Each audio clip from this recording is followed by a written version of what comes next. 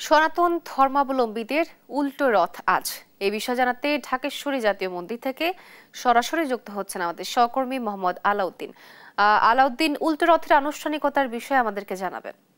পাই যে আজ কিন্তু তাদের উল্টো রথযাত্রা হবে, অর্থাৎ শ্রী শ্রী জগন্নাথ দেবের যে রথযাত্রা শুরু হয়েছিল গেল 27 জুন, সেটি কিন্তু আজকে সমাপ্তি ঘটতে যাচ্ছে এবং উল্টো রথযাত্রার মাধ্যমে কিন্তু সমাপ্তি ঘটবে। আমি যদি একটু দেখাই আপনাকে, আপনারা দেখতে পাবেন যে ইতিমধ্যে স্বেচ্ছাসেবক যারা আছেন এবং রথযাত্রা যারা ইস্কন মন্দিরের যারা কর্মকর্তা কর্মচারীরা আছেন তারা কিন্তু ইতিমধ্যে শুরু করে দিয়েছেন রথের কার্যক্রম।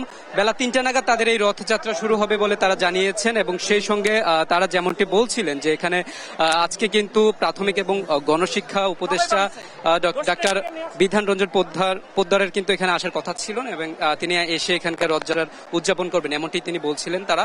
এবং এখানে আজকে আমরা আরো যেমনটি জানতে পারি যে এখানে কিন্তু সনাতন ধর্মাবলম্বী যারা আছেন তারা সবাই কিন্তু এখানে এসেছেন এবং এখানে এসে এই রথযাত্রা স্বামীবাগে যে শেষ হবে এবং তারা এখানে এসে যেমনটি বলছিলেন যে তারা তাদের ভগবানের কাছে তাদের যা ইচ্ছা বা আকাঙ্ক্ষা আছেন তারা সেটি চাচ্ছিলেন। আমি যদি একটু কথা বলি, এখানে একজন দাদা আছেন, দাদা একটু আমাকে বলবেন যে দিদি আপনি আমাকে একটু বলেন যে আজকে এই রথযাত্রায় এসে আপনার ভগবানের কাছে কি চান?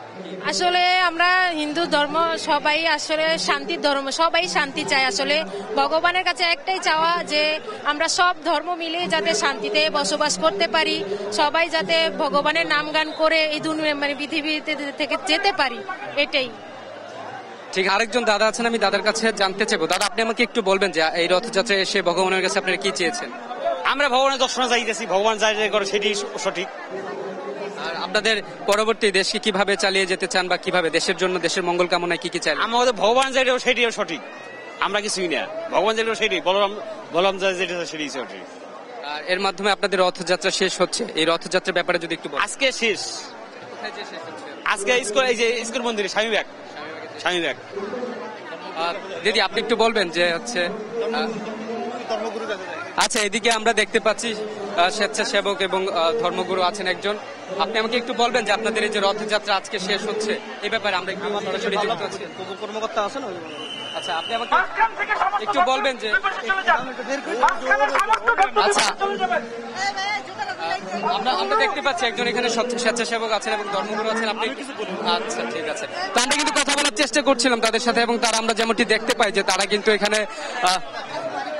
আমরা কিন্তু দেখতে পাচ্ছিলাম যে তারা কিন্তু রথযাত্রার কার্যক্রম শেষ করছেন আজকের মাধ্যমে। এবং আমরা যদি এখন আমি যদি বলি যে এই মাধ্যমে কিন্তু এখানে আমরা দেখতে পেলাম যে এখানকার যারা সনাতন ধর্মাবলম্বী আছেন এবং সেই সঙ্গে ভক্তরা যারা আছেন তারা কিন্তু এই ঢাকেশ্বরী মন্দিরে এসে উপস্থিত হয়েছেন এবং সেই সময় শেষ সময়ের জন্য তারা এসে কিন্তু তাদের ভগবানের কাছে তাদের যত চাওয়া পাওয়া এবং দেশকে নিয়ে এবং তাদের পরিবার পরিজনকে নিয়ে সেই চাওয়া পাওয়া তারা চাচ্ছেন। তো এই ছিল আমার কাছে ঢাকেশ্বরী মন্দির থেকে রথযাত্রার সর্বশেষ তোয়া।